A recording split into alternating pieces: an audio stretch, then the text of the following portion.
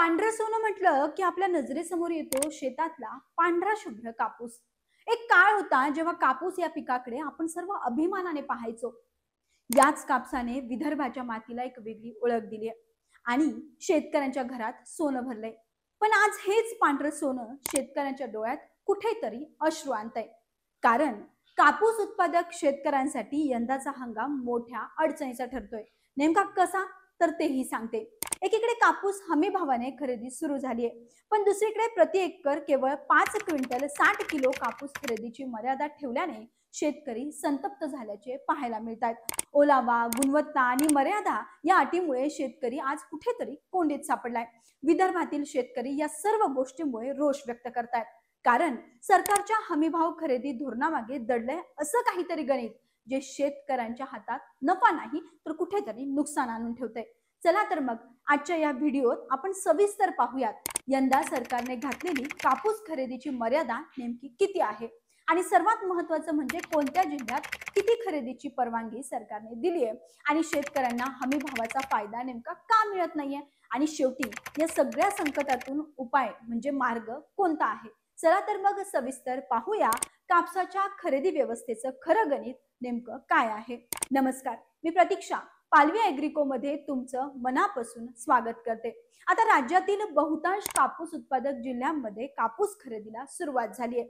CCI म्हणजेच cotton corporation of India हमी भावाने खरेदी करत असली तरी देखील खरेदीवर काही बंधनं आहेत. आता जवळपास प्रति एकर फक्त 5.60 क्विंटल इतकी मर्यादा ठेवल्याने अनेक शेतकऱ्यांना त्यांच्या उत्पादनाचा देखील पूर्ण भाव मिळत नाहीये आणि एकीकडे खुला बाजारात भाव 6,500 ते 7,000 रुपये प्रति क्विंटल दरम्यान आहे.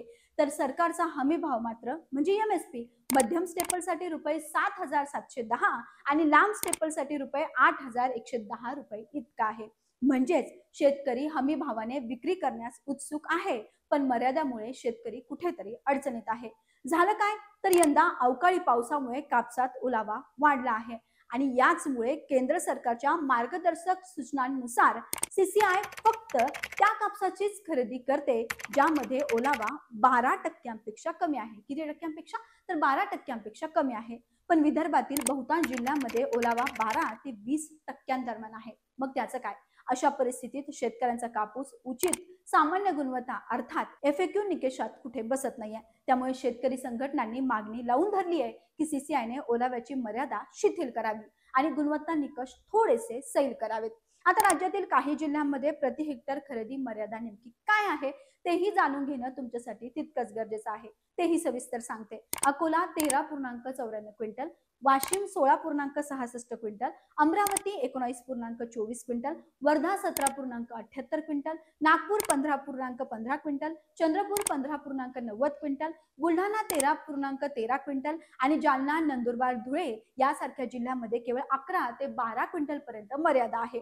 आता ही मर्यादा उत्पादनाच्या सरासरीपेक्षा खूपच कमी असल्याने शेतकऱ्यांचा राग कुठेतरी वाढलेल्याचं पाहायला मिळतंय. अकोला जिल्ह्यात जिल्हाध्यक्ष अविनाश नाकट यांनी डॉक्टर निलेश पाटील यांच्या नेतृत्वाखाली शेतकरी संघटनेचे जिल्हाधिकारी वर्षा मीना यांना निवेदन दिलंय. त्यांनी स्पष्ट सांगितलंय की आमचं उत्पादन 8 क्विंटल पेक्षा जास्त आहे, मग सरकार आम्हाला फक्त 5 क्विंटल 60 किलो कापूस का विकू देत आहे? आमचं उत्पादन नेमकं आम्ही विकायचं कुठे, असा देखील प्रश्न उपस्थित केलाय. ही मर्यादा त्वरित मागे घ्यावी आणि ओलाव्याच्या अटी शिथिल कराव्यात अशी देखील मागणी त्यांनी यावेळी केली आहे. आता यावर शेतकऱ्यांचं म्हणणं आहे की सीसीआयनं खरेदी वाढवली नाही तर त्यांना कमी भावात म्हणजेच खाजगी व्यापाऱ्यांकडे विक्री करावी लागेल आणि तिथेही भाव कमी आहे. आता दुसरीकडे बिझनेस लाईनची आकडेवारी काय सांगते, तर तेही समजून घेणं तुमच्यासाठी तितकंच गरजेचं आहे. मागील हंगामात सीसीआयने महाराष्ट्रात 6.27 लाख ट्रान्झॅक्शनद्वारे 10,714 कोटी रुपये मूल्याचा 144.55 लाख क्विंटल कापूस खरेदी केला. म्हणजे शेतकरी सरकारी यंत्रणांवर विश्वास ठेवतो, पण यंदाच्या मर्यादामुळे त्याच विश्वासावर प्रश्नचिन्ह निर्माण झाले. आता सध्याची परिस्थिती नेमकी कशी आहे, तर तेही सांगते. सरकार खरेदी करतंय पण मर्यादित प्रमाणात आणि खुल्या बाजारात भाव एमएसपी पेक्षा कुठेतरी कमी आहे आणि हवामान देखील अनिश्चित आहे. आता या 3 गोष्टींचा फटका थेट शेतकऱ्याच्या पिकाला आणि उत्पादनाच्या भावावर बसतोय. कापूस हा महाराष्ट्राच्या शेतमालाचा राजा आहे आणि त्या राजाला सध्या बाजारपेठेत कुठे जागा देखील मिळत नाहीये. सरकारने जर यावर लवकर निर्णय घेतला नाही तर या मर्यादा फक्त खरेदीवर नाही तर शेतकऱ्यांच्या जगण्यावर देखील परिणाम करू शकतात.